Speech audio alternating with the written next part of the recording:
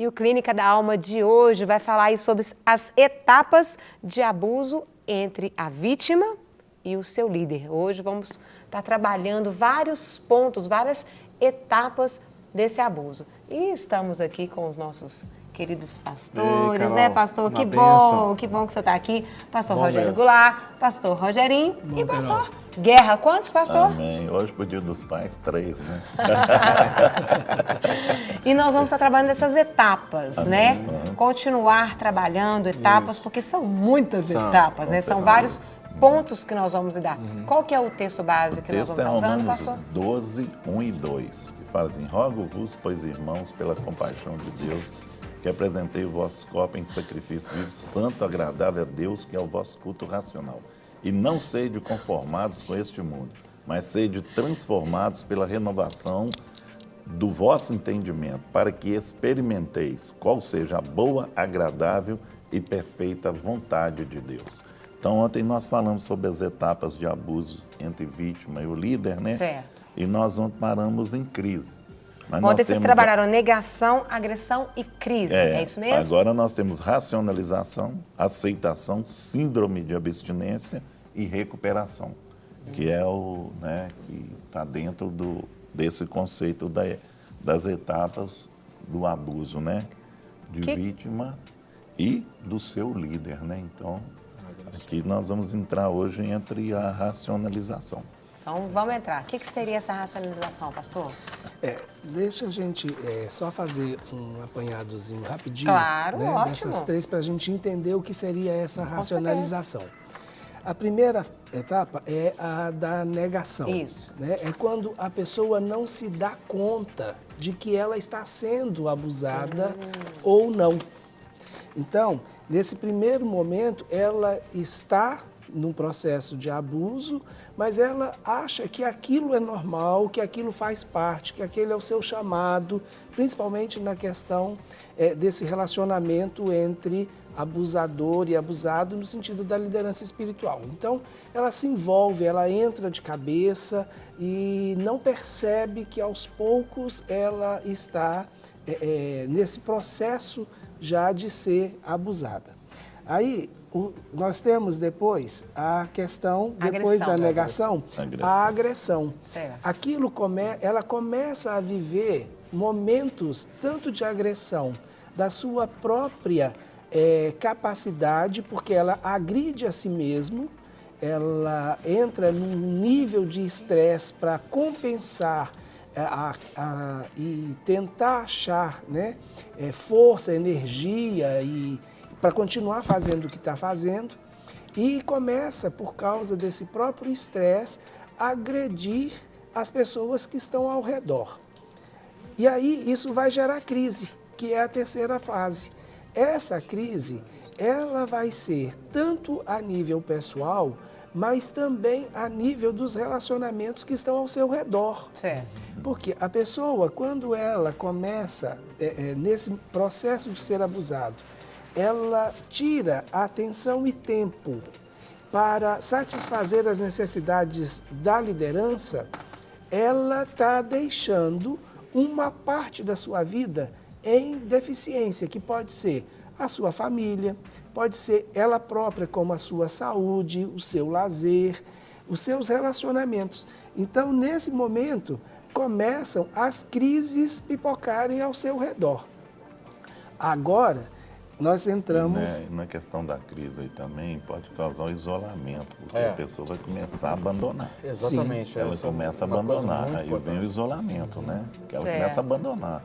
Aí abandona a família, acha que não está resolvendo nada, não está resolvendo Deus na vida dela, então ela se isola. E isso aí é um problema muito forte, né? E um outro isolamento é da próprio vínculo com a questão ministério, a igreja local. Né? Quer dizer, ela se isola e aí é só aquilo, né? E aí ela entra debaixo desse jugo, quer dizer, ela já está debaixo desse jugo. Com né? certeza. E aí ela não consegue mais enxergar as coisas, a família é abandonada, os parentes, né? Por isso que nós temos um nível grande de pessoas que reclamam.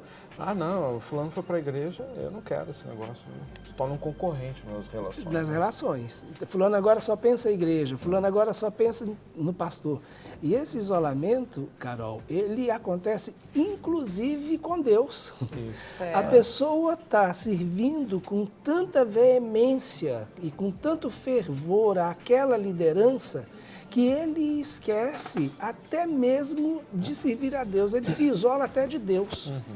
Então, é realmente uma crise generalizada. Em todos os aspectos, ele vai viver essa crise. Servindo a obra, mas esqueceu do Deus da obra, né? Do Senhor Quer dizer, da obra. Exatamente. Então, só que o Senhor agora vai ser ocupado por alguém, né? Que É um grande engano que a pessoa líder, passa. Né? O líder do ministério, entendeu? Entendi.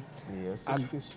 Aí sim, depois que ele entra nesse processo de crise, que ele vê as coisas, né? Aquele negócio, eu estou vendo o terremoto, eu estou no meio do terremoto. Tá no olho do furacão. No olho do furacão. E aí ele começa, então, um processo de racionalização. Eu gostaria de dar uma lida aqui, só na introdução desse processo, que eu achei ele muito profundo. Da racionalização? Eu Extremamente. achei muito profundo, sabe? Ele realmente Que ele fala assim, muito ó, forte. Durante um período de perda ou crise por causa do desequilíbrio de sua vida, a vítima pode começar a racionalizar.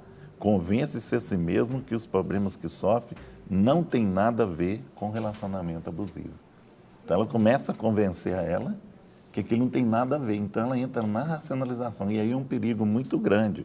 Porque, mas que fatores são por outras coisas? Por exemplo, está cansada demais, não é capaz de continuar com as demandas do Evangelho, ou seus amigos e familiares estão equivocados na sua percepção do relacionamento.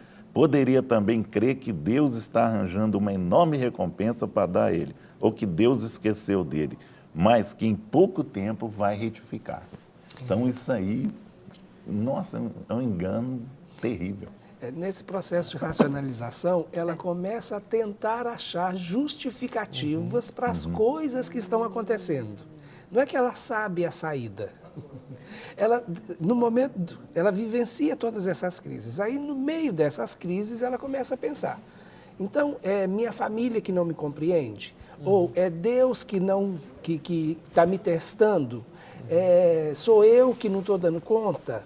Entendeu? O diabo está me perseguindo. O diabo está me perseguindo. Que a obra é muito grande. Né? É retaliação.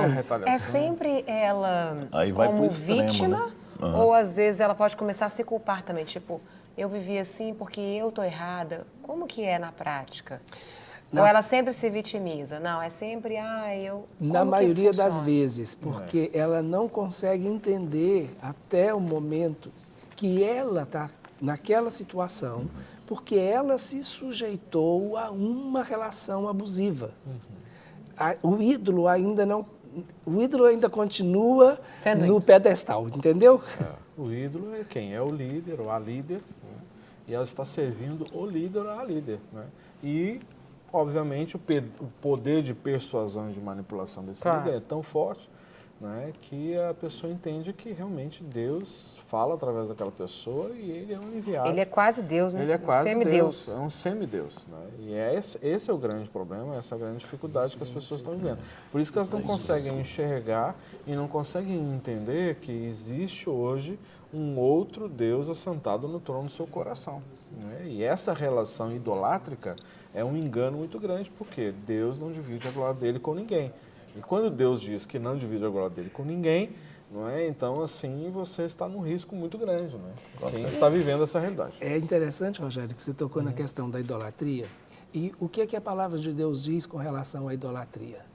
Você fica cego porque adora aquele que não enxerga. Exatamente. Então, tal como ele é, você assim será. Se torna semelhante a ele. Salmo 109? 115. 115. Então, a gente tem essa relação. A pessoa, ela está racionalizando, ela já consegue, né, nesse processo, já consegue ver que tem um punhado de coisas erradas, mas ela ainda não percebeu a causa. Então, ela vai atirando para tudo quanto é lado, vendo tudo que está errado. É igual você falou, está no olho do furacão. Então, você não vê mais nada, só vento ao redor, em todas as direções, só vento. Quem está no olho do furacão não vê mais nada, só vento. Não consegue estar enxergando. E como lidar? Às vezes você está assistindo e fala, olha, eu convivo com uma pessoa que está nessa etapa de racionalização.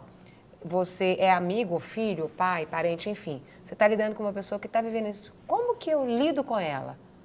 Ela, nessa fase aí, justificando, enfim, você vê que está completamente fora. Como que a gente lida? Fala a verdade, não fala? Fala a verdade, mas com muito cuidado. Porque é um processo que a pessoa, já que ela já chegou nessa fase, ela já está vendo que as peças não se encaixam.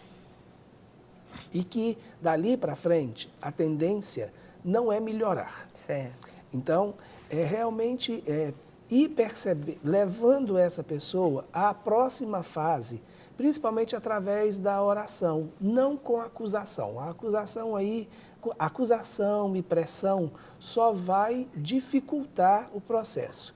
Mas realmente agir como um facilitador para a pessoa passar para a próxima fase nesse processo, que é a aceitação.